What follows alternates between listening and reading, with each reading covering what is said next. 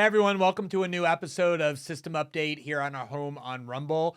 Today I have a special guest who I spoke with and interviewed for roughly an hour. He's Christopher Rufo, who is a documentarian, a writer, an analyst, an activist. He works with the Manhattan Institute, the conservative think tank, but also does a lot of independent writing. And I don't think it's an exaggeration to say, as I have said previously publicly and to him, that he is, whether one agrees with him or not, and he's very polarizing, and I agree with some of what he says and disagree with a lot of what he does. There's no question, nonetheless, that he has become one of the most influential and consequential activists and pundits and commentators in our political discourse. He has single-handedly changed the way a lot of conversations and debates take place.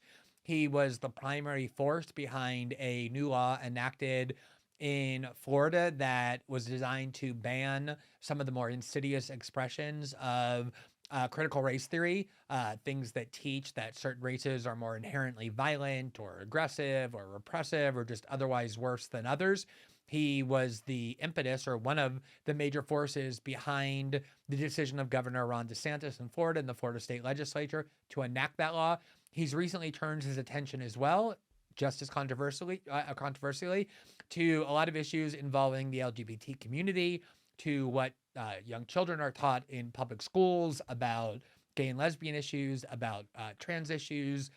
He has brought a lot of attention, a lot of negative attention to performers who do drag shows, specifically for schools, but also sometimes organized by teen groups such as the Gay and Straight Alliance. He has definitely become a very prominent and influential activist. And if you have any doubt about that, let me just show you what a lot of the corporate and liberal media itself is saying about him, clearly recognizing his influence. Here is a profile from The New Yorker in June of last year entitled, quote, "How a Conservative Activist Invented the Conflict Over Critical Race Theory to Christopher Rufo, a term for a school of legal scholarship, looked like the perfect weapon." So obviously liberal outlets like The New Yorker are not viewing him in any sort of favorable light, to put that mildly, but they nonetheless are acknowledging the influence that he has. Here's a similar article from last month or 2 months ago in the New York Times, the headline of which was, "He fuels the right's cultural fires and spreads them to Florida. Christopher Rufo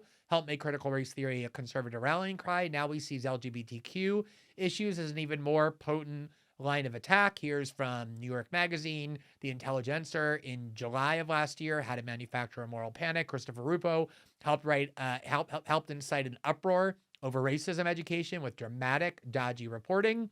Here's the liberal outlet Salon in August of last year. "Meet Christopher Rufo, leader of the incoherent right-wing attack on, quote, critical race theory. Meet the Trump fan and Heritage Foundation stooge leading the racist red-baiting assault on American education." So I show you that to demonstrate, again, that no matter what one thinks of him, even his political and ideological enemies who seek to villainize and demonize him are doing so based on their candid and explicit admission that he is having a lot of success advancing his political project. And as a result, I felt it important to invite him on for an in-depth discussion about what that worldview and that political project are. What are the underlying political and ideological assumptions and goals of the work that he's doing? How is it that he sees his work? As I said, there's certain areas of, I wouldn't necessarily say full-scale agreement, but some sympathy and support that I have for some of what he's flagged as concerns, particularly as it regards what's being taught in schools to young children. But I also have areas of disagreement and just kind of questions about what seem to me to be some philosophical conflicts, some internal inconsistencies, and just some questions as well that I wanted to spend time exploring. I really appreciate when someone who's a public intellectual who's seeking to have an effect on the public discourse steps up and confronts their critics, confronts criticism, engages with people who have questions. I view that actually as an obligation of someone who's seeking to have an effect on society. He's somebody who's proven he's willing to do that on Twitter and in social media and in kind of short cable interviews. But I really wanted to take an hour to delve in more deeply into what is kind of behind the work that he's doing. So I found it to be a very illuminating and gratifying conversation. You will see, have some spirited and sharp disagreements. It was always civil, though. We respected each other's ability to express our views and to kind of probe what the underlying arguments are and leave it up to you ultimately to decide, which for me is what journalism is about, not indoctrinating you or inculcating you to think a certain way by hiding some things and showing others, but letting you see the full scope of people's views and arguments and rationale and the evidence behind it so that you can make up your own mind. So that was the spirit in which I asked Chris on to talk to me. And I think that was the spirit in which this interview was conducted. So I hope you enjoy it as much as I did. And so I'm delighted now to welcome to the program, Christopher Rufo. Chris, thank you so much for taking the time to talk to me. It's good to be with you. Yeah, you too. So one of the reasons I wanted to talk to you, one of the main reasons is because as I've told you privately, as I've said publicly, I don't think there are very many people who have had a greater impact on our political discourse and even our politics and law over the last 5 years as you have, whether one agrees with your worldview or not. I don't think there's a way to deny that. And so I wanted to spend some time delving a little more deeply into what your worldview actually is, but also your understanding of the role that you're playing and the work that you do. So let's start with that latter category. So you describe yourself in various biographies I've seen, I think in your Twitter account as well, as a quote writer, filmmaker, and an activist. I think it's fair to say that there are other people who use different labels to describe you and your work. Recent profile in the New Yorker that focused on one of, I think, your crowning accomplishments, which was the enactment of a law in Florida governing how critical race theory cannot be discussed in schools, described you as a quote propagandist. So I wanted to get your sense of which of those words do you think applies? Do you see a kind of distinction between, say, being a journalist on the one hand, whose goal is to inform, versus being an activist on the other, whose goal is to agitate? The word propaganda obviously carries a lot of pejorative connotation. For me, it just means someone who thinks about how to effectively message, which seems to be something you candidly and openly talk about your work involving. So, how is it that you see your role in our politics? Yeah, I mean, it's an interesting thing. I never sought out to be an activist. I never thought of myself as an activist. And once I made the transition in my career from documentary filmmaker to a journalist or writer, it's something that really happened by accident. And I don't know. I don't get too caught up in the labels, but I think that for me, I think of myself as a politically engaged writer. So someone who is not trying to do down the middle, objective, kind of AP or Reuters style journalism, but someone who writes using journalistic techniques, who reports, who looks into the data and the evidence with a very clear and explicit political point of view and political objectives. And I think one of the things that distinguishes me from some of our colleagues is that I'm very honest about it. I tell you exactly what I'm going to do, exactly what my intentions are, exactly what I want to achieve, and exactly what my point of view that I'm bringing to my reporting is. So there's really no artifice in what I'm doing. I'm very clear, very transparent. And I don't really think that as long as you are not concealing your intentions, there's anything wrong with being politically engaged and having political ambitions. And so when someone like the New York Times or the New Yorker calls me a propagandist, I think of it as an insult with an implicit compliment. They would only be calling me a propagandist if what I'm doing is effective, if it's driving results. And so it doesn't bother me. I don't agree. It's not the label that I would put on myself by any means, but I take it as a kind of unintended compliment. So just to probe that a little bit more, I mean, there's been lots of debates about whether I'm appropriately described as a journalist, which I think is odd given some of the things I've done. But I would certainly agree that I'm not only a journalist. I see myself kind of first and foremost as a human being who, similar to what you just said, uses certain tools to advance causes or values or beliefs that I think are important, which might just be a healthy discourse or transparency. A lot of times, though, people have argued that there's an inherent conflict between journalism on the one hand and activism on the other, that even if we all agree that journalists being human beings can never be these kind of platonic ideals of objectivity, the goals are nonetheless different. Theoretically, the goal of being a kind of classical journalist is the way they've always described what they do is just to divulge facts and enhance society's factual understanding of certain issues without regard to what the outcome is. Whereas an activist starts off very much caring about the outcome, in fact, being driven by the outcome. And that doesn't mean they're willing to lie or exaggerate in order or deceive in order to reach those goals. But when you have as your primary overarching goal a political outcome or a goal, maybe there's things that you would emphasize or omit in order to advance that goal that you wouldn't do if you were just trying to inform. Do you recognize the validity of that distinction at all? Yeah, of course. I think it really a simple kind of heuristic or a simple test. You could say, well, what page of the newspaper are you on? Are you on page A1 or are you on the back page in the editorials? And I think the strongest editorials or the strongest opinion writing or kind of activist writing, let's say, are those pieces that include journalistic techniques. They enrich your factual understanding, they uncover new information, and they contextualize it in a clear argument, maybe even a polemical argument. Um, and so I think that there is, of course, a distinction. And as long as you are in your lane, you know the kind of ethical limitations to the kind of writing you're doing. I think both are really valuable. And for me personally, I think as well as you, I like the activist writing. It's actually something I've discovered that I really enjoy, that I really have fun with. And the goal is different. One is simply to inform the public in as kind of non-biased or partisan way possible.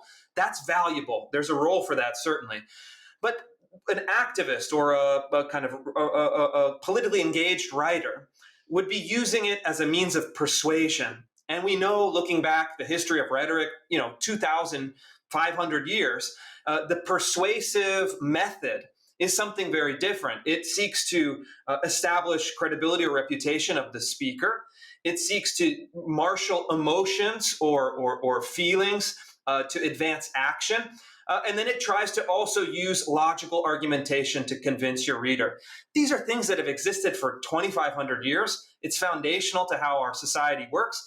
And I think it's very odd that people have found this idea that somehow it's out of bounds to employ those techniques. I think it's just, I think it's dishonest. I think that people who try to enforce that are, well, maybe not dishonest. It could be also be stupidity or ignorance. But either way, I think it's illegitimate, and I think that the world is better off with honest and clear activist journalism.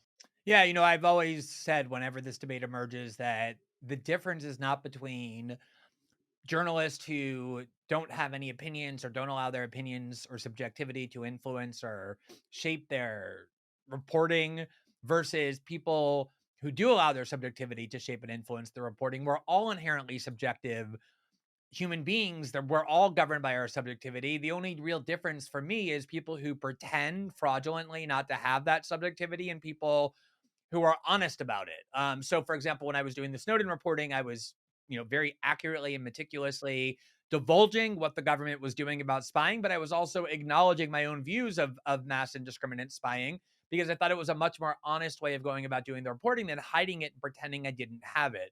So I appreciate your candor when you say that you definitely have goals and you care about outcomes and you're trying to shape outcomes. So let's focus on what those desired outcomes are. I think there are, broadly speaking, two areas where your work has come into the greatest prominence. One is the work that you did on what you call critical race theory and what schools are teaching about race or what corporations are teaching about race and some of the what you regard as the more pernicious new ways of talking about race that you clearly oppose. And then more recently, there's a kind of a focus on, in a very broad way, LGBT issues, trans issues, drag entertainment as it manifests with children, or sometimes even in the society as a whole. With regard to the kind of social issues on which you're focused, these cultural and social issues, how would you describe your ideology, or what outcomes or goals do you see yourself as working to attain? Sure. Well, I think first of all is laying down a factual basis for what's actually happening in American institutions.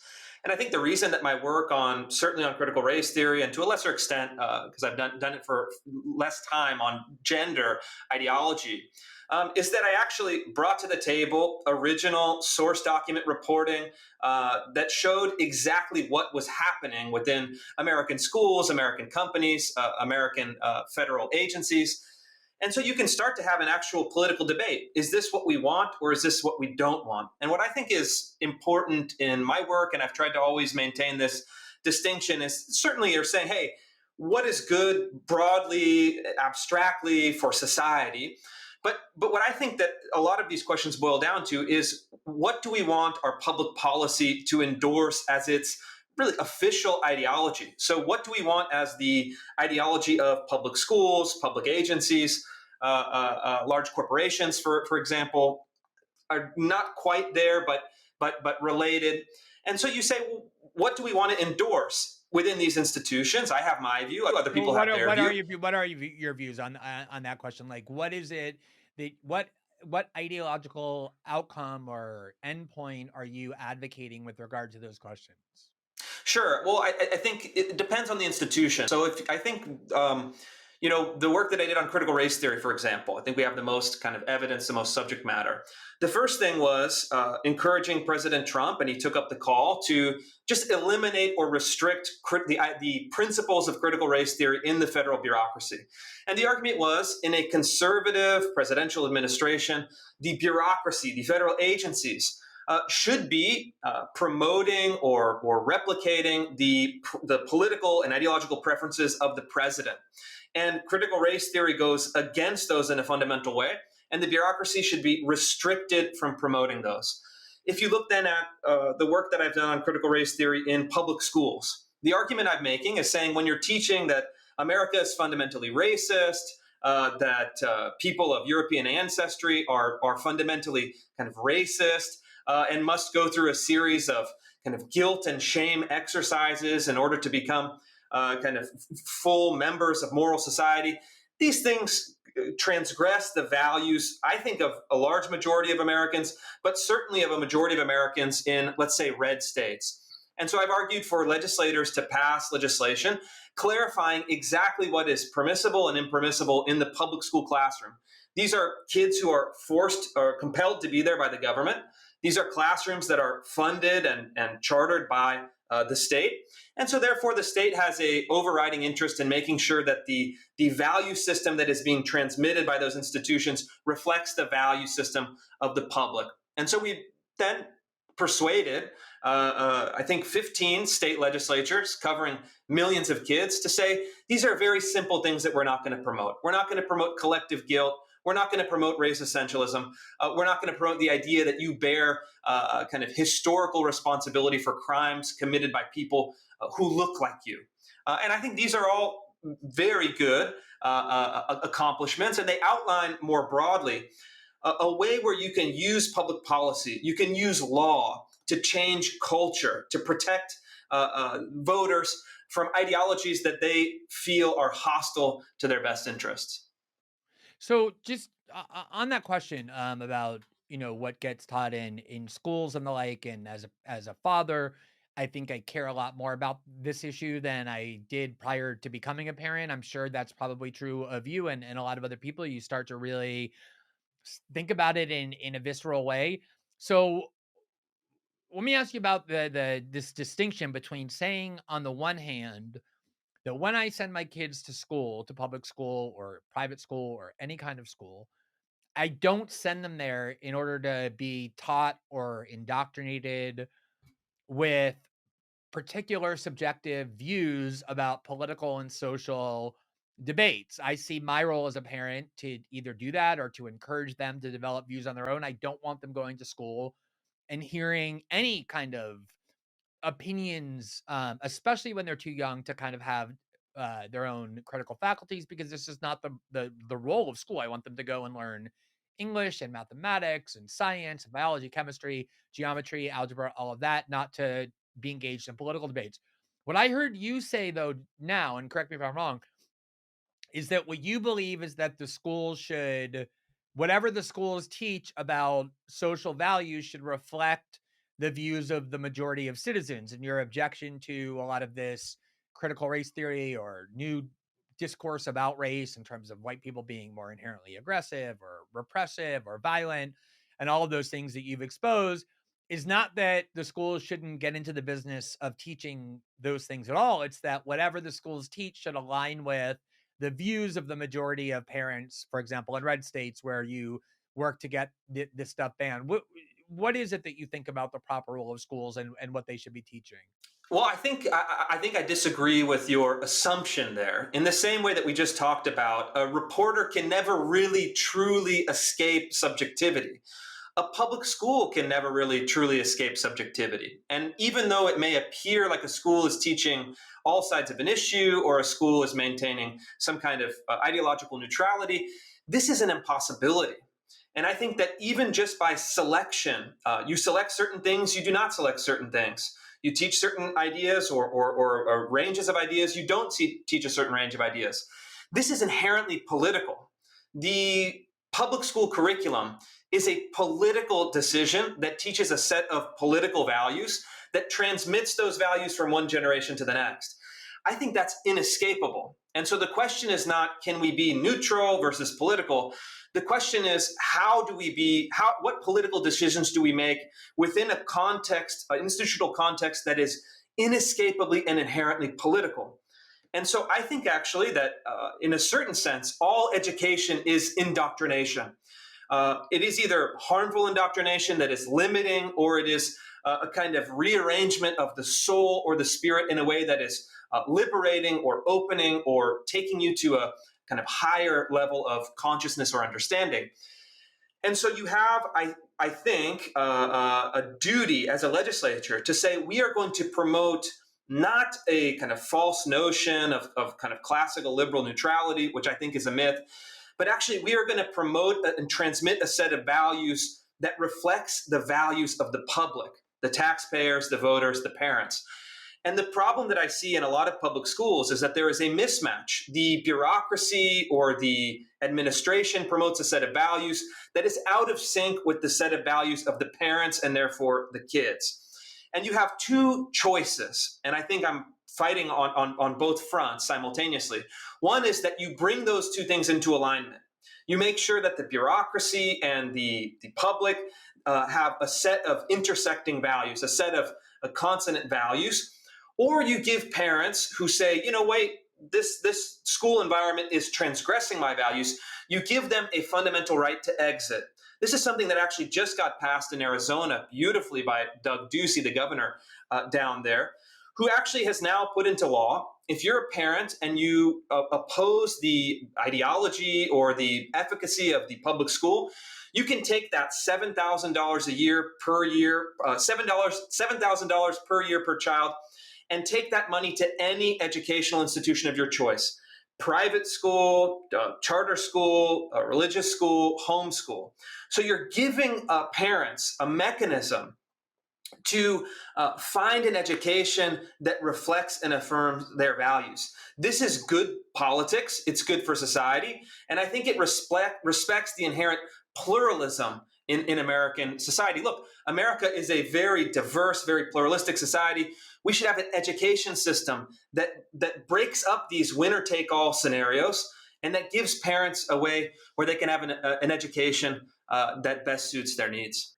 So I understand that argument. Although there is a public school system, and most people, especially without a voucher program, can't afford to send their kids to private schools. In some way, they're kind of captive to the rules of the school district and where they send their schools. You also can't please all parents. I guess what caught my attention about what you had said in that last answer, but especially the one before that, is the idea that if we accept your view, which I think is a fair one, that just like in journalism, you're never going to expunge or expel subjective values or even indoctrination from the public schools because that's how human beings communicate.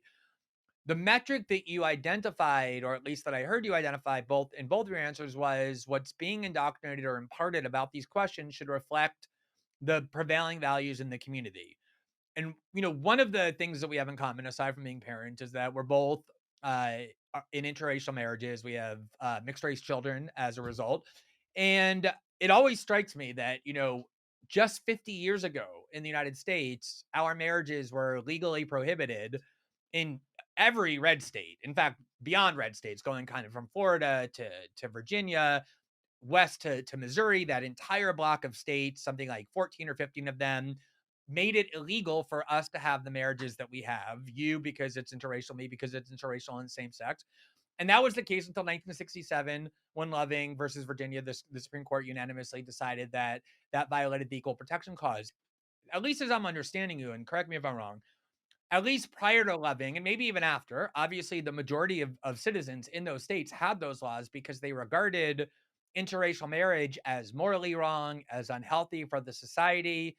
Your view would be that because that view was the prevailing moral or ethical sense of the community, that schools should have taught children, including children presumably of interracial marriages, that interracial marriages are bad and wrong. Is that a fair assessment? And if not, why not? No, it's not. So there are two things. One of the problems is that there's a judicial process. So you have the Constitution, you have the 14th Amendment, and you have the interpretation in Loving v. Virginia, the correct interpretation, in my view, that it violated people's fundamental right to be treated equally, regardless of race. In this case, and so you have a judicial process. So correctly handled in 1967. So now let's move to the school question. Well, what should the schools teach? Well, You my know, question is like, what should they like? Let's put ourselves back in the '60s and prior to Loving, and again, even after Loving, the prevailing view was that Loving was wrongly decided. Those communities didn't just change on a dime.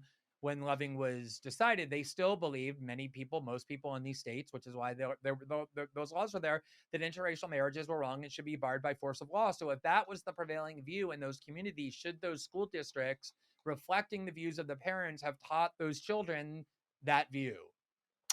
this is the distinction, though, between a moral question and a political question. So the question then becomes, in our view, your view and my view, I think they should teach that, no, I think they should teach that that is wrong, that it, on a moral basis, it's incorrect. But then what is the answer? And this would be my question back to you is, do you then say it's permissible in certain cases for, let's say, a school district to disobey the power of the state legislature, which sets the curriculum, and teach something on a moral basis? There's a good argument. Okay, there's an argument for that. It's possible. But I think that if you look at the history of it, the system worked, in my view. The system changed, the law changed, people's culture changed, and then the curriculum changed as well.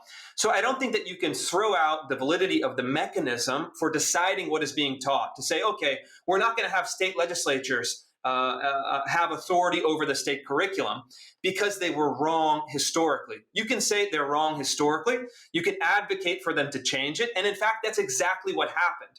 You see state curricula changing over time since, let's say, 1950 to the present, in some many good ways, for example, on interracial marriage, and in some less good ways, for example, teaching that people are inherently guilty because of the color of their skin.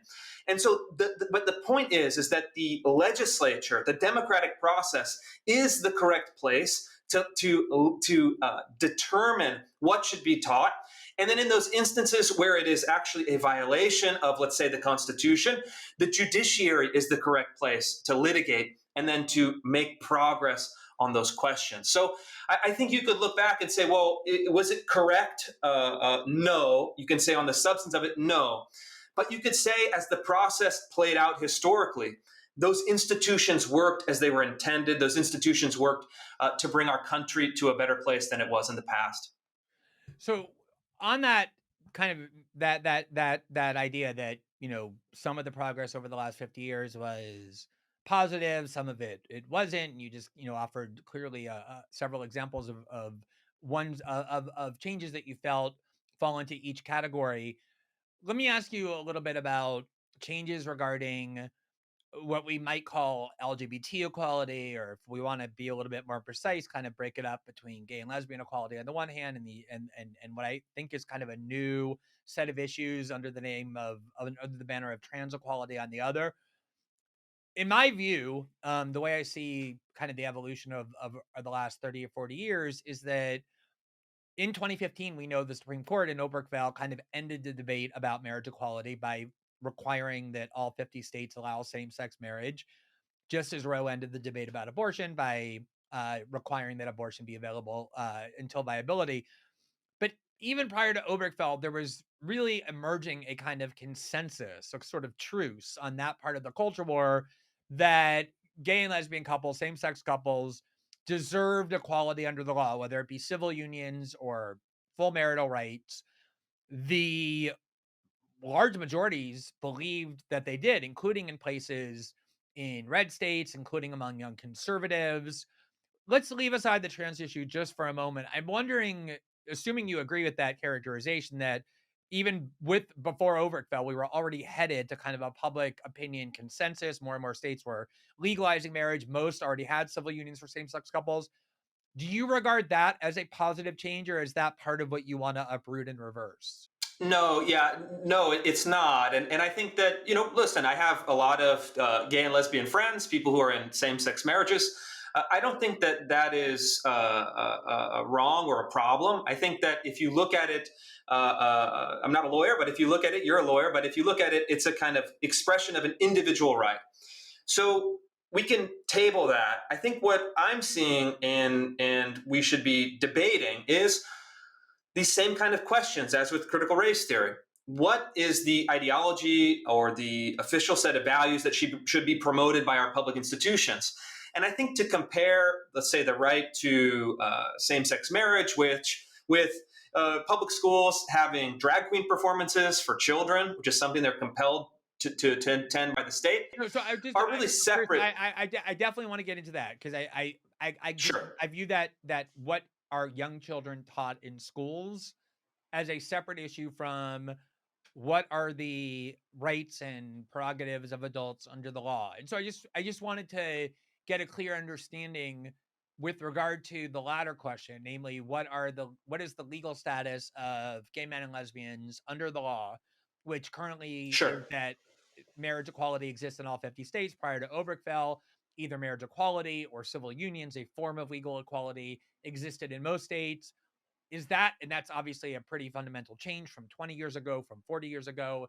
Is that a change you regard as positive?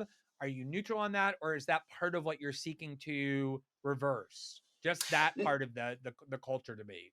No, hey, listen, there's people with a wide range of perspectives, conservatives with a range of perspectives. It's not something that I have a problem with. It's not something that I would seek to reverse. I don't think that that is something that I would advocate for.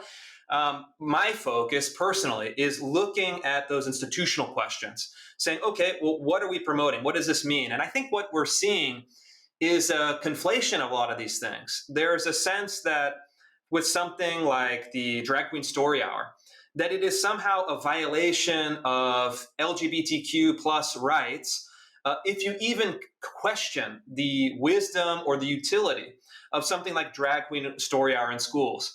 And so I think that I don't think you're doing this, but I think we would be much wiser to separate out a lot of these issues.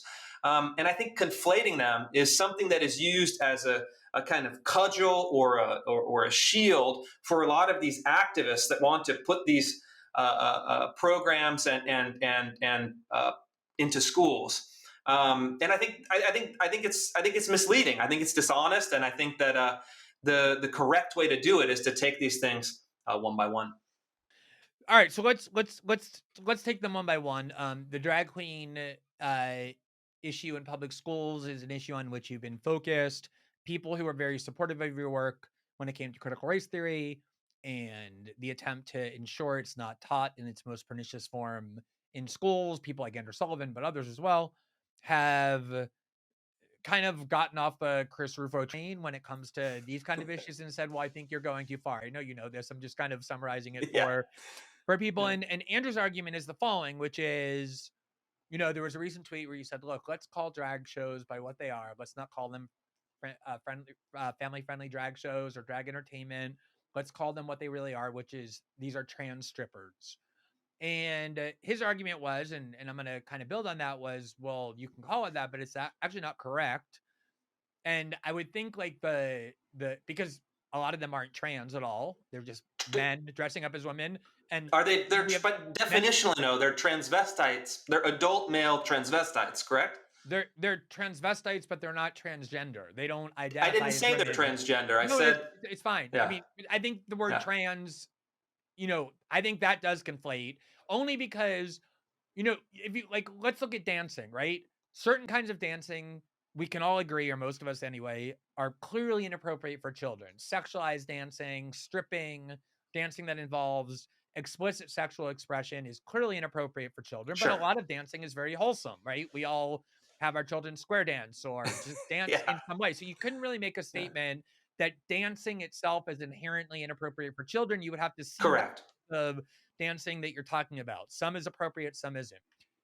The argument that I think people like Andrew are making, and that I would make as well, is obviously there are certain drag shows that are completely inappropriate for children, including ones that you've discovered are being shown to children. Things that are sexually suggestive or provocative, things that involve various forms of stripping, gender confusion, and the like. And I want to get to the difference between that being put in schools where parents have no right to Yes, defend themselves versus the right of parents to decide for themselves to take their children to certain kind of entertainment. But let's put that to the side sure, for a minute. On drag entertainment, the argument is just like dancing can be either sexually suggestive or wholesome, there's wholesome forms of drag. Milton Berle dressed in drag and people loved it. There was nothing sexual about it. There was that, sitcom from the 1980s that made Tom Hanks a star, Bosom Buddies, where two men dressed up as women for whatever, I forget the reason. For some, I think it was like an all women's apartment and they needed to pretend to be women. There's films that were given PG ratings, like Tootsie with Dustin Hoffman, Mrs. sure. Doubtfire, that nobody thought was like sexualized at all. It was really just kind of a form of wholesome But comedy. none of those are drag queens, and I think that I What think if they were that men just dressing up as women, which you just said automatically makes someone a transvestite?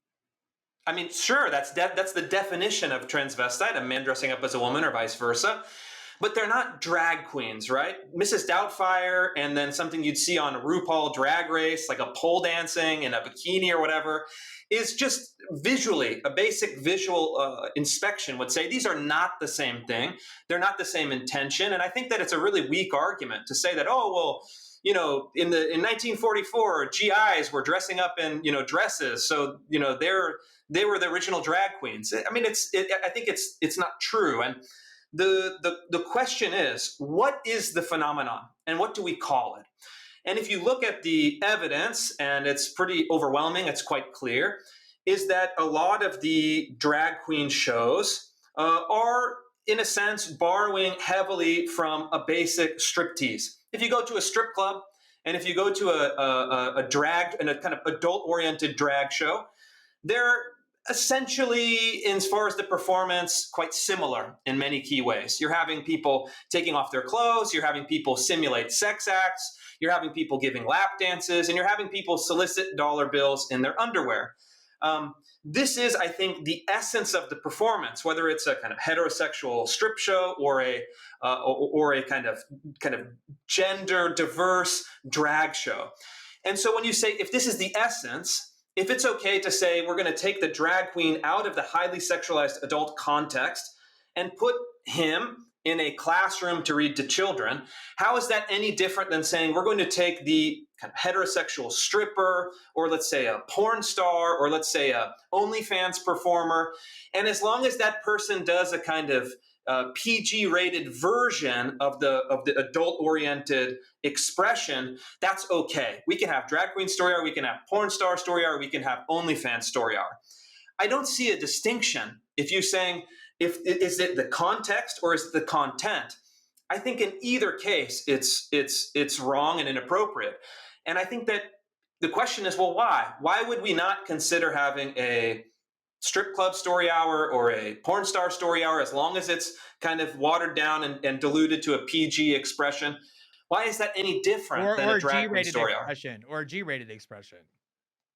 I don't think there is such a thing, though. I think that it's really misleading. And I think that if you look even at the literature from drag pedagogy, so you have drag queens and college professors explaining in very great detail, why are we doing this? it's very explicit. You don't have to take my word for it. You can take their word for it. They're saying, I don't want it to be bound by like the pronouncements of radical gender studies professors. I mean, I guess like but these are the people who are organizing the Drag Queen Story Hour.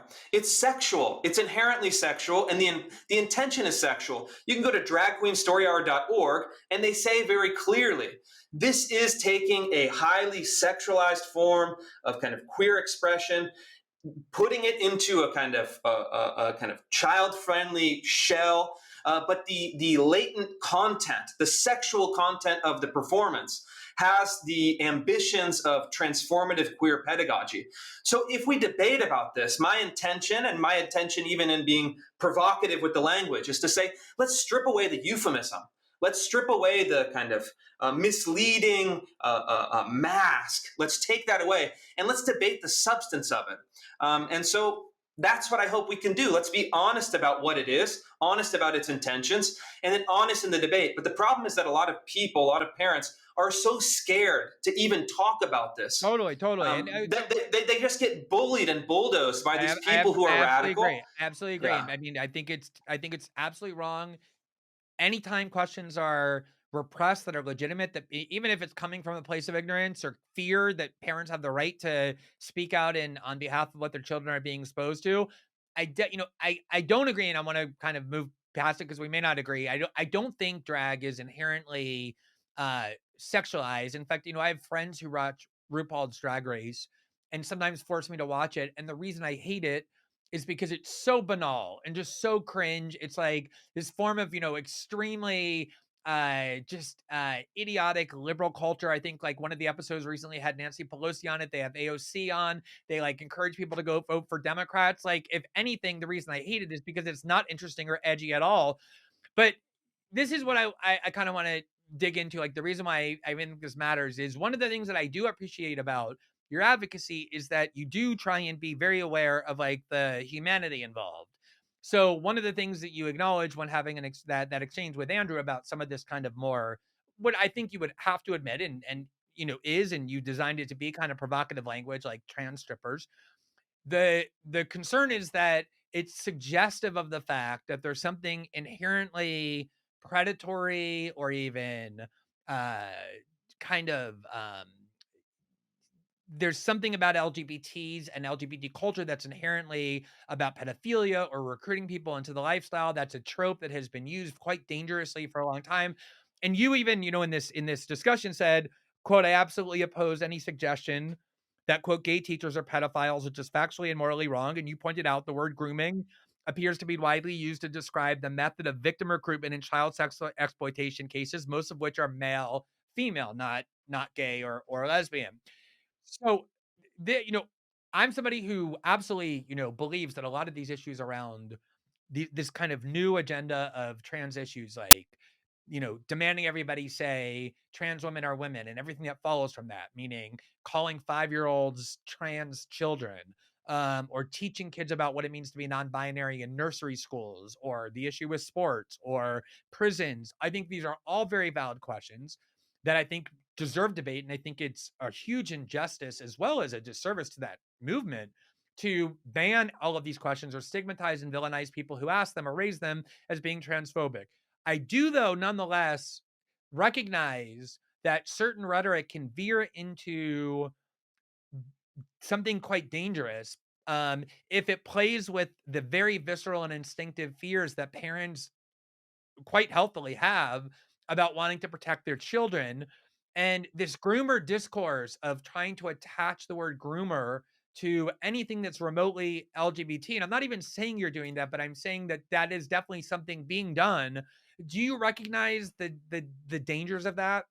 Sure, of course. I think we have to be very careful. We have to be very accurate. We have to take those things into consideration. So you want to, as I clarified, it's saying, hey, look, there, these questions, for example, about gay teachers. Even Ronald Reagan, I believe when he was governor, this question arose. They're trying to pass a law saying, hey, we don't want to have openly gay teachers in the classroom. He rejected that long ago. I mean, this is many decades ago. Correctly. And I think that you can have, I think the question really is, in some sense, a question within the LGBT community. where you're saying you have examples of kind of very successful, very mainstream, very widely respected, and people in the community. And then you have, I think, this other faction of kind of gender ideology, radicals that are pushing things in schools that most people find absurd. The idea that you can tell a kindergartner, for example, a story that I promoted, a story that I broke, where they're trying to teach kindergartners and first graders to say, hey, you might be a Z, a Zim, a tree. Repeat after me, saying you can experiment with these gender identities. You might be a tree, you might be a Z, you might be a Z Zim, you might be a they. A public school forcing kids to repeat these identities and saying, don't worry, just try this on for size. You can change your mind later, is something that I think, not only from my perspective, is rejected by the majority, but I would hope and I would imagine that even a majority of gay and lesbian people would say, hey, wait a minute, this has nothing to do with me. This is something quite different, and we should really talk about this. Because I think that even if you look at drag queens, it's like, is the drag queen, it's becoming a kind of mascot for the broader LGBT community.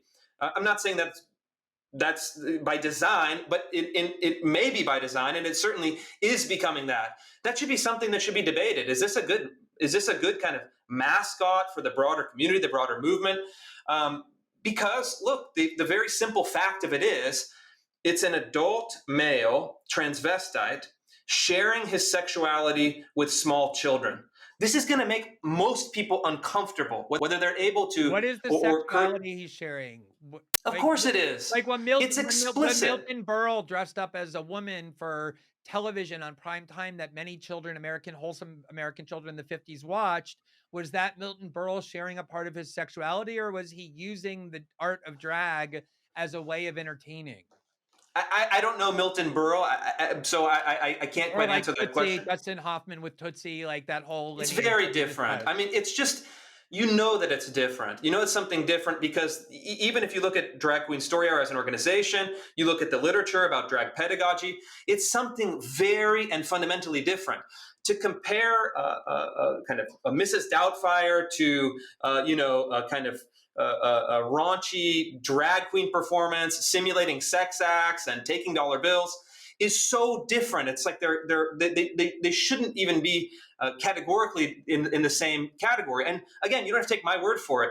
The drag pedagogy, an academic discipline that's seeking to legitimize and then expand drag queen performances in schools, says very clearly what the intentions are. It's to kind of promote, I think the phrase that they use in one paper is reading kids into filth, to trying to break heteronormative social structures, to try to embed kind of queer theory and queer ideology into the classroom from an early age. You can say that that's good. There's probably a strong argument, according to some, that that's good.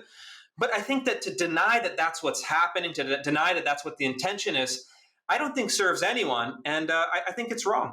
Yeah, no, I get that. I mean, I feel a little bit like being held captive to, or connected with, like the worst pronouncements of the most extremist gender studies theorists. And I get what you're saying, that this is the actual explicit philosophy. I get it. I get it. But nonetheless, I guess what I'm saying is, I do think there are versions of drag that are asexual. But again, let's leave that aside, because one of the reasons I wanted to invite you on is because I do think all of the issues you're raising are legitimately debatable and should be debated.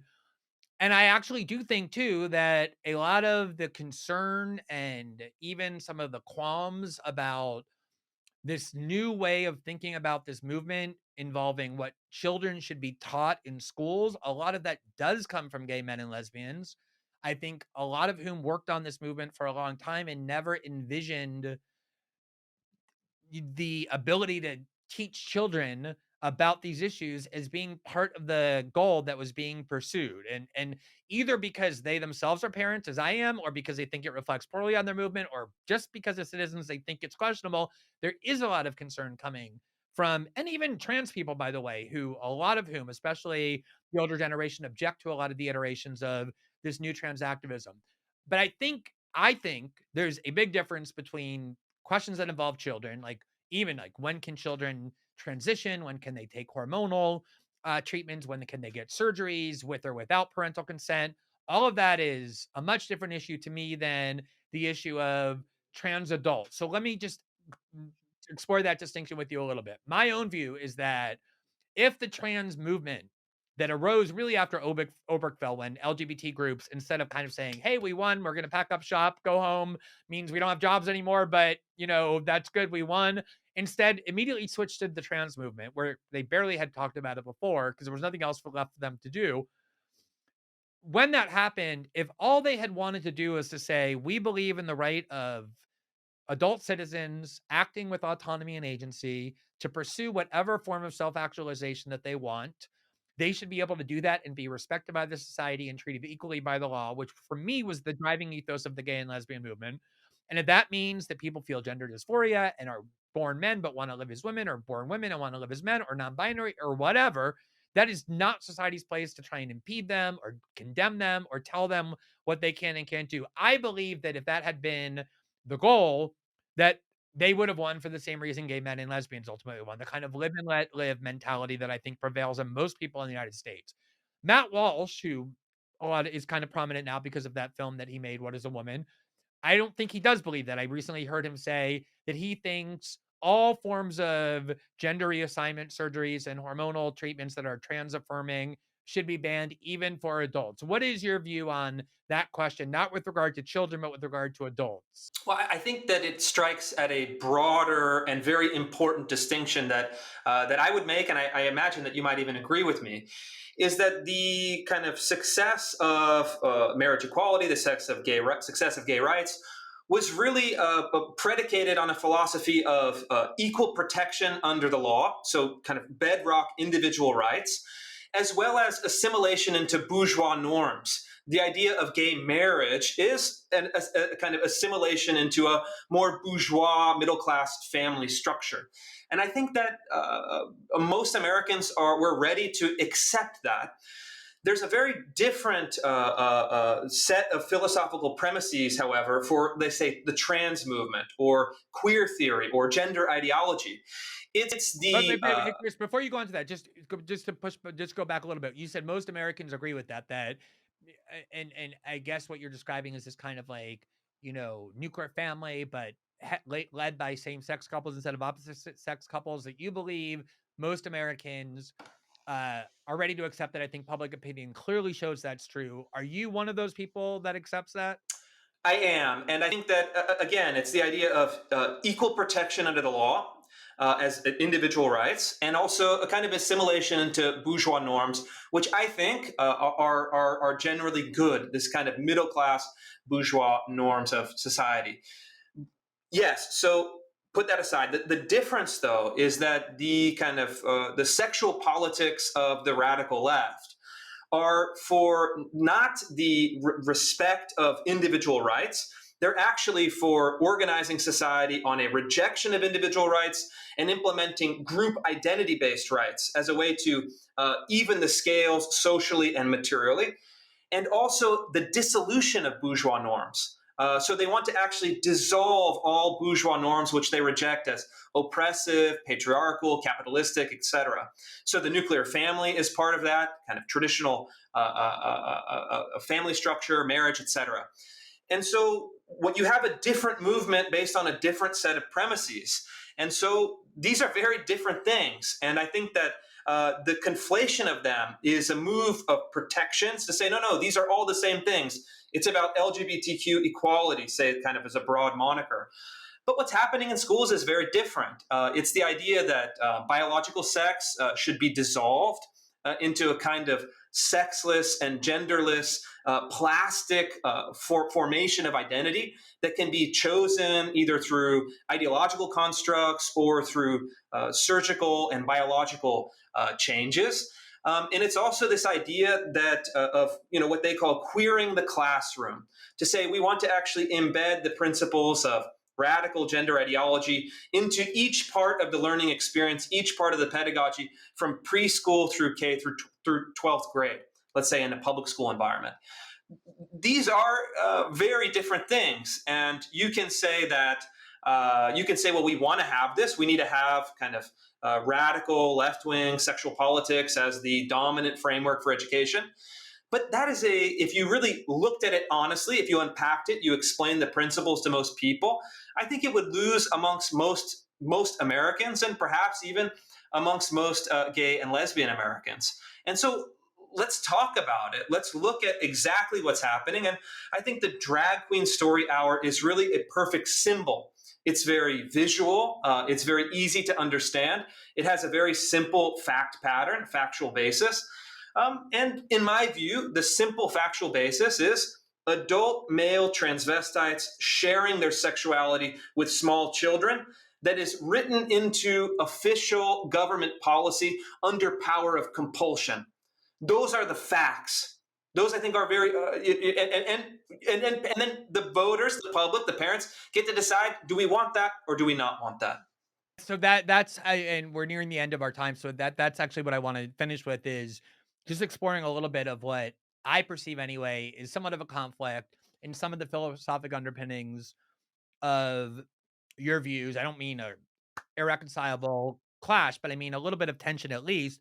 One of the things that I found appealing about the arguments you were making when it came to things like teaching kids in schools that certain races were worse and certain people by virtue of their race were more likely to be aggressive or all of those things that you I think did a good job of exposing.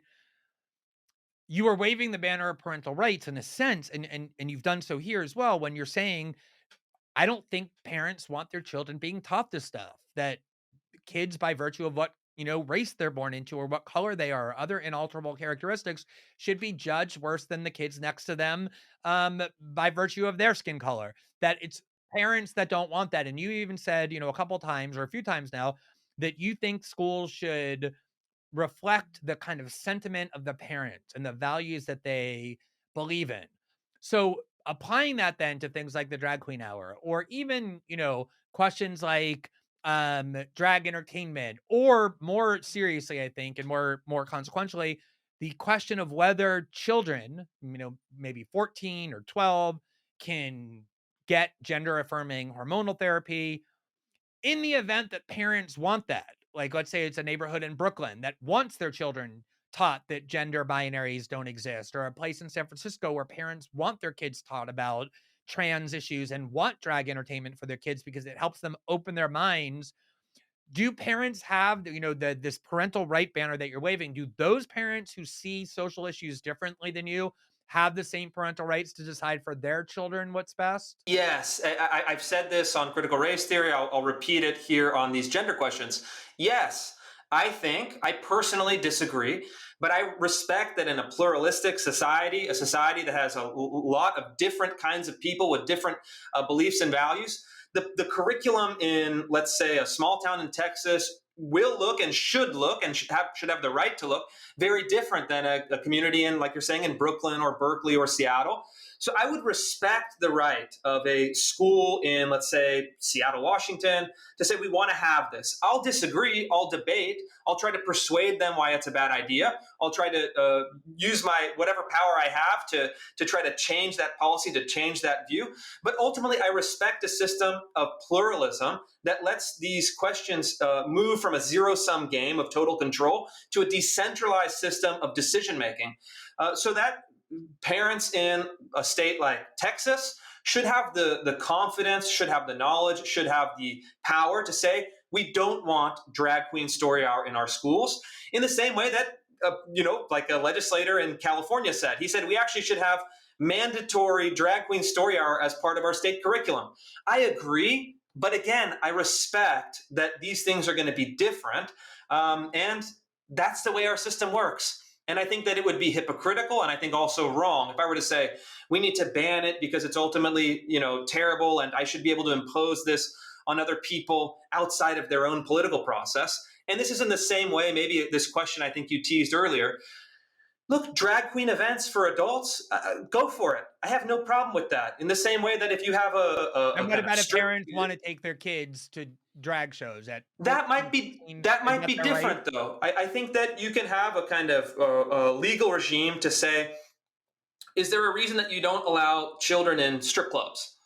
I think that's a sensible or law. I bars, think or bars, or or bars certain or movies. tobacco lounges, whatever. So I think if you have a kind of R-rated drag performance, yeah, you could have a state law that applies that says, hey, no kids at this. I think that's very sensible. But again, adults, if you want to go to a drag show, more power to you. It's your decision. It's your thing that you want to do. I think that's fine. I think that we have to have a bit of a debate about public morality while accepting that people have different views that should be respected in a pluralist society. So, Chris, we're basically out of time, and I just want to add on to that last question. For people who think it's radical or extremist or whatever to say that people in different communities should be able to enact laws reflecting those communities' values, and they may be very different. It was no less than Bernie Sanders when he was running for president in 2016, when a lot of liberals and even leftists noticed that he actually had what they regard as quite a poor record on gun control. He always had opposed a lot of really repressive gun control laws, and he resorted to the argument, look, I've always represented Vermont. And in Vermont, the culture of guns and the realities of guns is much different than they are in Chicago or New York. And I think local communities and states should be able to enact laws that are appropriate for their communities, even if they might not be appropriate for other communities. And I do think one of the things we've lost as a country is this willingness to allow what you're calling pluralism, the idea that we don't have to all live with every single last question under the same set of uniformed rules. So we are out of our time. We've gone an hour, and I want to respect your time and that of the audience as well. So first of all, I want to just say, I really appreciate your willingness, not just with me, but in general, to engage critics and to answer questions. I think that's the responsibility of any public intellectual or someone seeking to change the society. And I'm glad you do that. And I really appreciate the discussion and your willingness to talk to me. Likewise, likewise. It's great to be with you, and we'll keep the conversation going.